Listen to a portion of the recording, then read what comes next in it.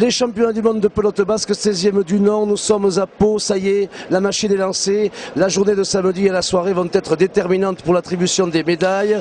Alors là, en ce moment, eh bien, c'est la main nue mur à gauche avec un choc très attendu entre l'Espagne et le Mexique. Il s'agit évidemment du 36 mètres. Et puis, eh bien, tout à l'heure, il y aura le grand rendez-vous des Français à Palacorta face encore à l'historique rival espagnol. Stéphane Dussarps, vous êtes dans l'organisation et vous allez nous dire en quelques mots que c'est une véritable usine à gaz que ce championnat du monde où l'on prend beaucoup de plaisir mais où il y a vraiment beaucoup de travail. Voilà, bon, usine à gaz, moi je le dirais, c'est une équipe d'une centaine de bénévoles associés à 30 personnes du bureau qui s'est organisée depuis 1 an et demi pour organiser cette grande fête. Alors, beaucoup de travail, ça veut dire qu'il y a beaucoup de points de détail, il y a des choses qui sont évidemment ancrées, prévues, et puis il y a toujours la somme de choses qui ne devaient pas arriver et qui arrivent. Voilà, bon, la somme de choses qui ne devaient pas arriver, on essaie que ce soit au minimum. Là, je n'ai pas en tête, mais sinon beaucoup de travail autour de la communication pour faire connaître à un grand public le plus large possible nos championnats du monde, et ensuite tous les calendriers à mettre en place, toute la compétition sportive aussi à mettre en place.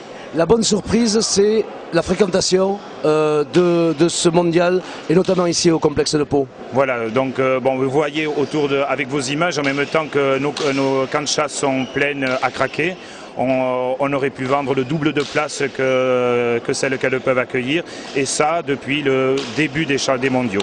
Ça veut dire que, est-ce que vous avez pu recenser le type de population qui se presse ici? On a vu beaucoup de Basques, évidemment, on les connaît de Landais.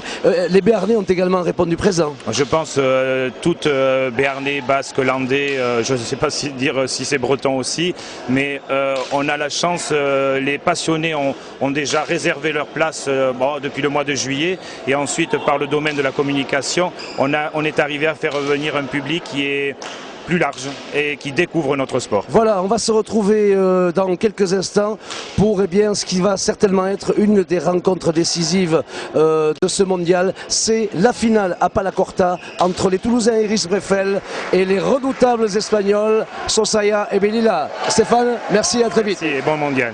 Merci.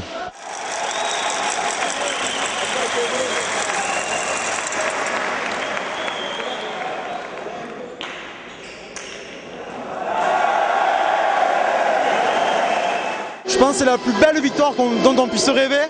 Le score, l'opposition, le niveau qu'il y a eu, l'équipe qu'on a formée avec Christian et Christophe sur le banc. Et vraiment, je leur dédicace cette victoire parce qu'elle leur appartient à 200% avec Pancho aussi. Gros démarrage. Par contre, j'ai pas eu peur. Je sais pas comment t'expliquer. Je sais pas, j'avais pas peur. Je m'en foutais, je savais qu'on pourrait aller jusqu'au bout. Je le savais et ça s'est produit. Voilà. Ils sont très forts en Espagne, la Palacorta, c'est une religion. Après voilà, on a tout mis, on a joué avec les tripes sur chaque frappe, on a bloqué la respiration, on a envoyé tout ce qu'on avait. Je pense que ça s'est entendu et ça a fait la différence. Voilà.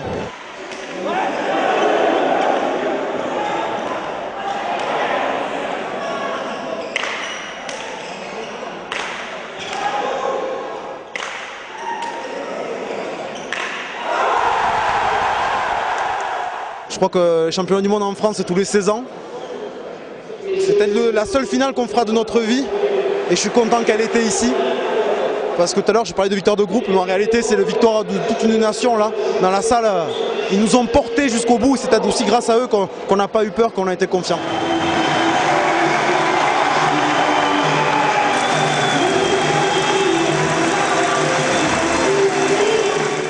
Les mondiaux de pelote décidément nous ont réservé des surprises et beaucoup d'émotions. On a vécu vraiment un moment inoubliable à Palacorta.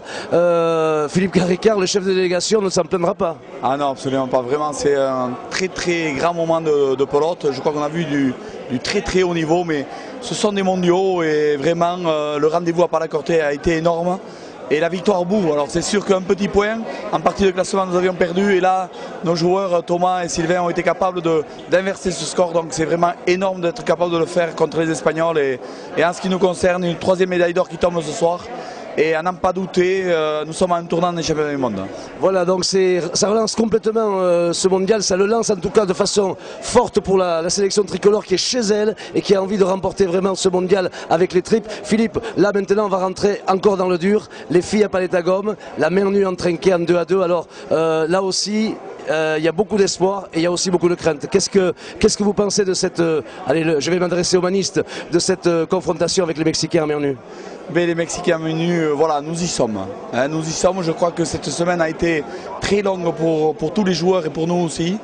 Nous recevons aujourd'hui les championnats du monde et en main nue trinquée, il est clair que l'objectif est d'arriver à reconquérir un titre. 16 ans en 2-2, 12 ans en tête-à-tête. C'est vraiment beaucoup pour nous les puristes du trinquet et les manistes en trinquet. Donc il est clair que le rendez-vous d'aujourd'hui et celui de demain est très important pour nous. Voilà, parce que jusqu'à dimanche et jusqu'à la dernière pelote, je pense que le Mexique, l'Espagne et la France vont se tirer la bourre et vont normalement se disputer. Ça se jouera peut-être à une médaille d'or près, ce mondial. Alors Philippe, ce que je vous propose, c'est qu'on rentre dans le vif du sujet avec cette finale à palette à gomme dames, Leiza et Guessabal contre l'Espagne. Et puis derrière, le grand moment que tout le monde attend, Inchospe et Lambert face aux Mexicains, Serralde, El Chato. Et à l'arrière, le phénoménal Loquillo. Je pense qu'on va vivre encore bien de très très grands moments. Philippe, on se retrouvera pour un bilan un petit peu plus tard. Allez la France. Allez la France, bye.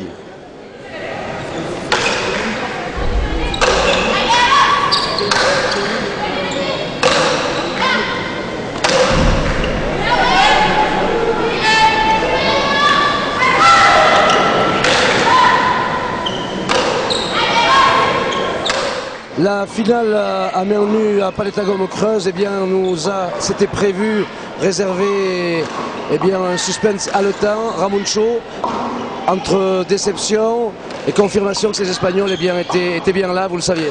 Oui, ça on le savait. Déception dans la mesure où on a quand même la partie en mer 26 à 20. Je crois qu'à ce moment-là, on fait preuve d'un manque de lucidité, on rentre un peu dans l'euphorie et on doit prendre un tempo que l'on ne prend pas et je crois qu'on le paye cher, très cher.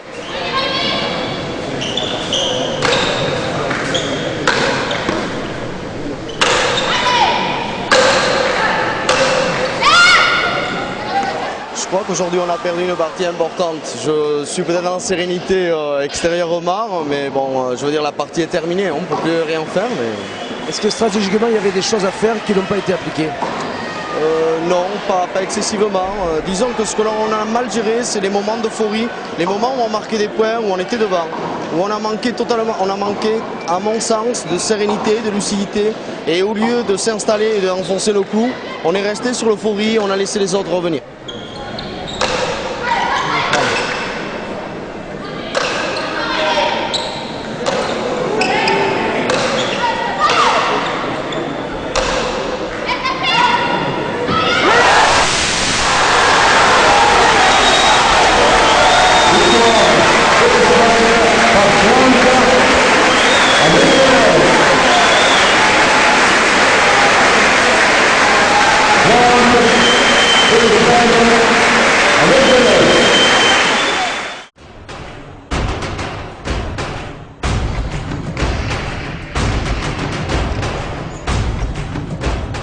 C'est sûr, on était venu pour gagner. Je crois qu'on est rentré trop nerveux dans la partie et finalement on n'a pas réussi à mettre en place notre jeu. Je crois que c'est là qu'on perd la partie.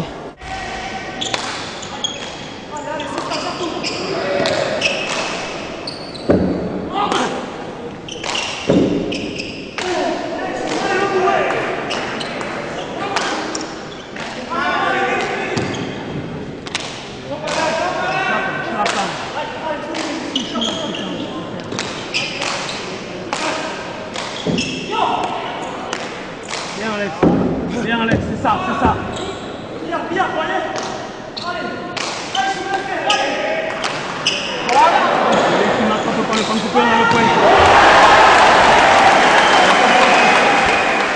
Je pense qu'on était trop nerveux les deux finalement.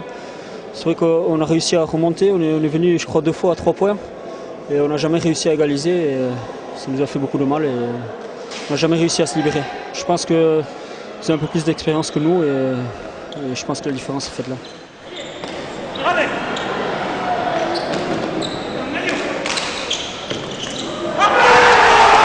Allez, victoire, champion du monde. Même milieu à voler l'équipe du Mexique. On les applaudit bien fort. Je vois qu'ils nous ont prévu un magnifique spectacle.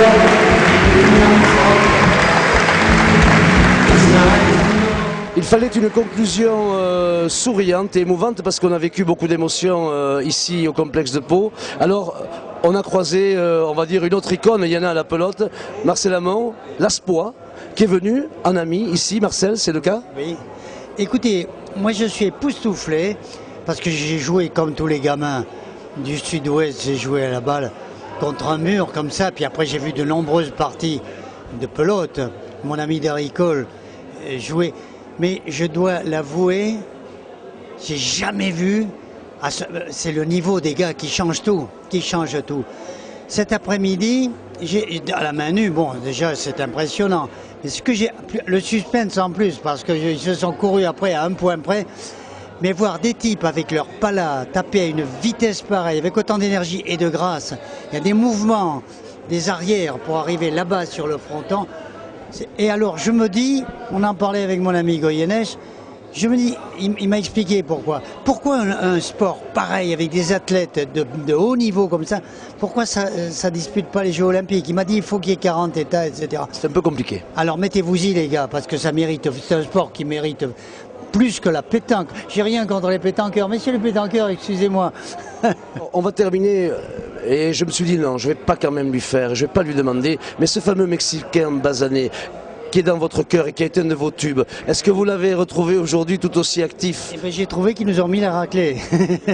pas à la pala, hein, mais en minute, la raclée, n'exagérons pas.